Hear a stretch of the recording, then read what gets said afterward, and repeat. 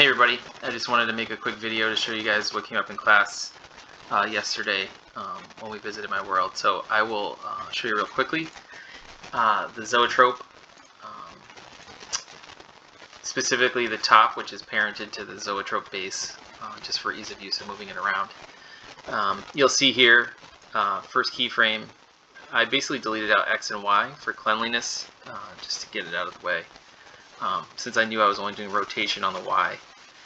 With that being said, I started off at 0 on frame 0, went to 1440 after, which is basically 4 rotations at about 7 seconds. That was just something I played around with just to get the speed the way that I wanted it to feel. And again, the same keyframe, 2 seconds later, and then another 1 second later. These last 2 keyframes here are basically just a hold, because I know that this is going to loop. So I added an extra keyframe a second later because I knew that I wanted the zoetrope to sit still. So you'll see as I play it, kind of speeds up, does its thing for the full amount of time, and then slows down, eases back when it hits this one. The trick here is that, believe it or not, like I said, these are all the same value. Let's go into the curve and I'll show you what I'm talking about, what I did. So again, these are all 1440, give or take, these actual keyframes. But what I did was I made this a free, smooth, and weighted tangent.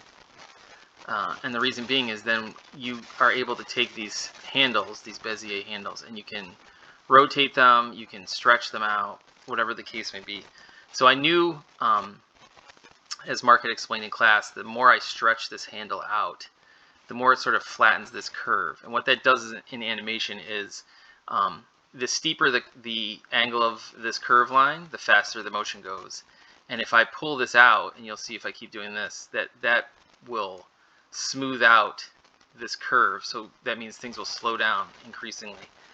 And that zoetrope will start slowing and slowing and slowing. And it'll be a very long, slow or ease in.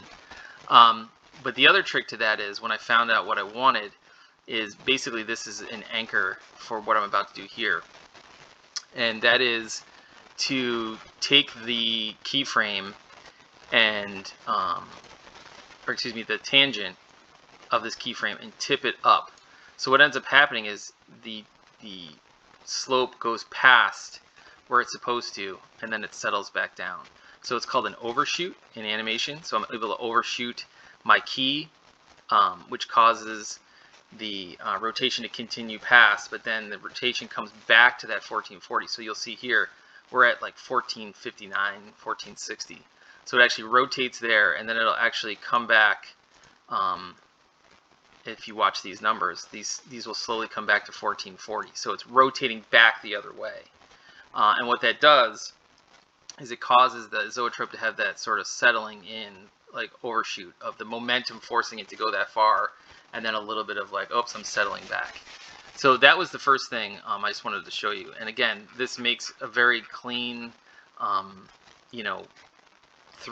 what is it, 4 keys, but just manipulating the curve. Another thing I wanted to bring up too was within the head, where I was talking about the eyes and things like that. Again, the rotations and things like that I was doing. I'll just go to one of these lids since it's pretty easy. So I knew that where these were going to blink and things like that.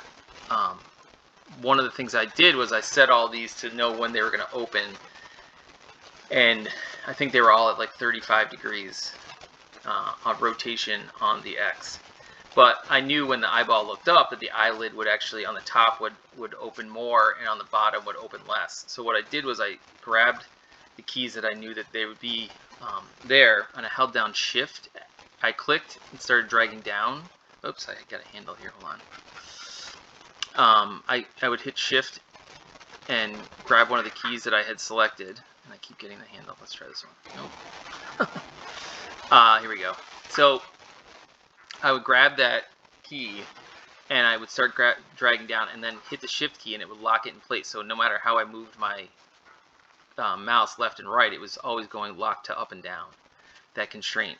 So I knew I would, the more I did this, I know it's kind of hard to see, but this would close the lid more, this would open the lid more. So I would adjust these within here to know like I wanted them to be open more. And I would loop select, the whole range of them to do that. Sometimes I didn't really do it as much in this, but I can do the same thing left and right to move my keys. I start moving left or right, hold shift. So no matter if I move up and down, I'm still locked to the left and right motion. Sometimes I'll do that to offset keys when I'm doing character animation or other things like that. And that helps you sort of, not everything hits at the same time. And with the character, whether it be their arm to their forearm to their hand or different things like that, you don't want everything hitting at the same time. So you'll offset keys and then also, mess around with the Bezier to get overshoots on certain things. So I hope this helped. If you have any more questions, I can always answer them in Discord or make another video. But hopefully this did it for you. Thanks. I'm glad everybody liked my world. Talk to you soon.